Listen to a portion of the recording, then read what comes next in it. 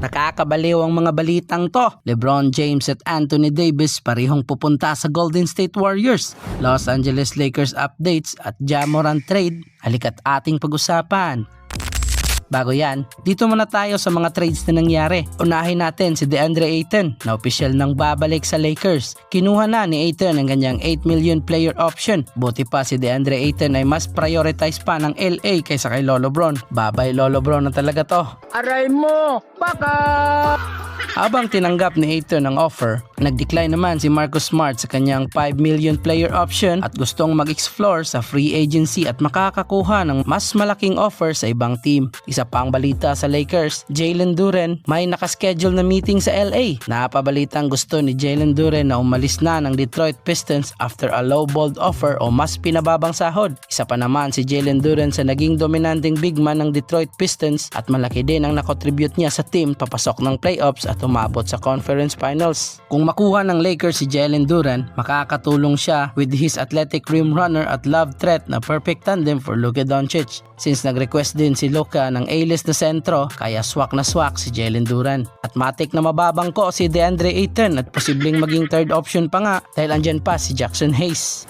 Official news din, Memphis Grizzlies two-time NBA All-Star Ja Morant ay na-trade na papuntang Portland Trail Blazers kapalit ang 30-year-old veteran forward na si Jeremy Grant at 25-year-old forward na si Chris Murray. Walang draft picks na na-involve sa trade na to. Marami ang nagtataka kung bakit masyadong mababa ang trade value ni Morant. Mapapamura ka talaga. Gusto mo na ano boss yung mura?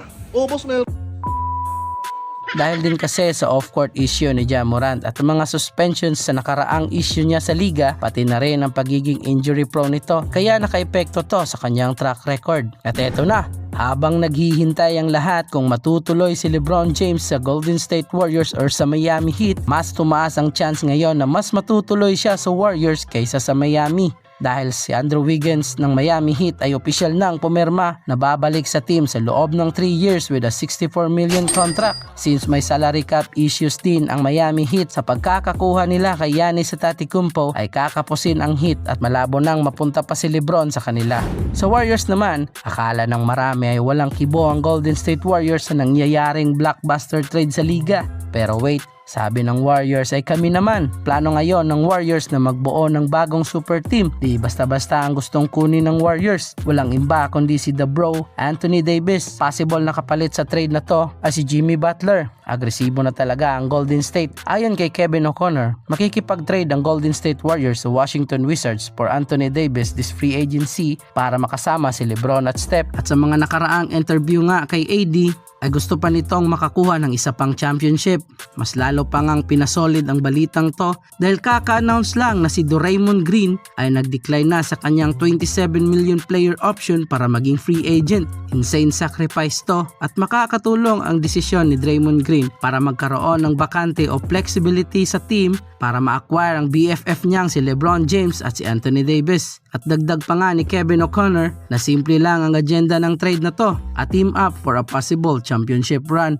Di din mahihirapan si Coach Steve Kerr kung sakaling matuloy to dahil nasubukan na sila noong 2024 Olympics. Sabi nga ni Coach Steve Kerr, effortless nga daw dahil they play in the right way. Tama nga naman. Kung kakayanin ng Golden State na ma-pull off ang move na to, matik na mabubuo at mababalik ang tinatawag na Big Four ni na Stephen Curry, LeBron James, Draymond Green at Anthony Davis. Sa history nga ng NBA, ang last Big Four na nabuo ay noong 2016 to 2019 season sa kapanahunan ni Kevin Durant sa Golden State Warriors. Ano ba ang mga pwede natin i-expect kung mabuo sila? Simple lang mga ballers. Lahat na yata ay kaya nilang gawin. Kung sa depensa pa lang, ay di questionable kung may AD at Draymond sa ilalim. Kaya ni Dre proteksyonan ang rim at masipag to sa ilalim. Kaya din itong mag-attract ng depensa for spacing para may freedom si Davis for outside shooting. At magandang sistema yan. Dahil sa Lakers, since ginawa siya as full-time na sentro, doon mas naging prone si AD sa injury. Ilang beses din siyang nag-request ng isa pang sentro sa Lakers dati para makabalik siya as power forward. Pero iba ang ginawa ng Lakers. Ayun,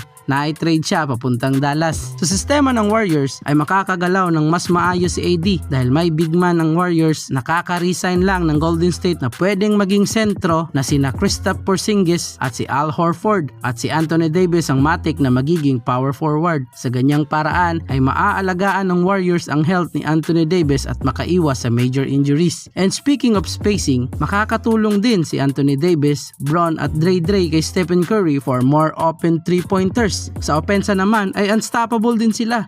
Nag-a-average si Stephen Curry ngayon ng 26 points per game, Anthony Davis and LeBron James na parehong may 20 points per game, kaya di na nakapagtatakang kakatakutan na naman ang Golden State next season. May showtime din na magaganap sa Warriors. Pinagsama ba naman ng Stephen Curry at LeBron na may parehong high basketball IQ. Kaya nilang patakbuhin ng opensa at ang iba't iba pang play. Isa na dyan ang pick and roll na magbibigay ng sakit ng ulo sa liga. Imagine, sa mga lob pass ni Curry to AD, Lolo Bron lob pass to Draymond, LeBron and Davis connection at ang inaabangan ng lahat, ang Curry to LeBron alley-oop. Isama pa natin ang mga quick pass kung sino man ang open. Fit na fit talaga si Lolo Bron sa Warriors sa abilidad niyang maka-attract ng depensa at magiging mas delikado pa ang Warriors pag pinabayaan sa labas. Sobrang nakaka-excite to mga ballers kung magkatotoo man. Kayo ba? Anong opinion nyo sa plano ng Golden State ngayon na pagbuo ulit ng isa na namang death lineup? Mag-comment ka lang at ating pag-usapan. Paki-hit na rin ang subscribe button. And this is Ballers TV. Thank you for watching.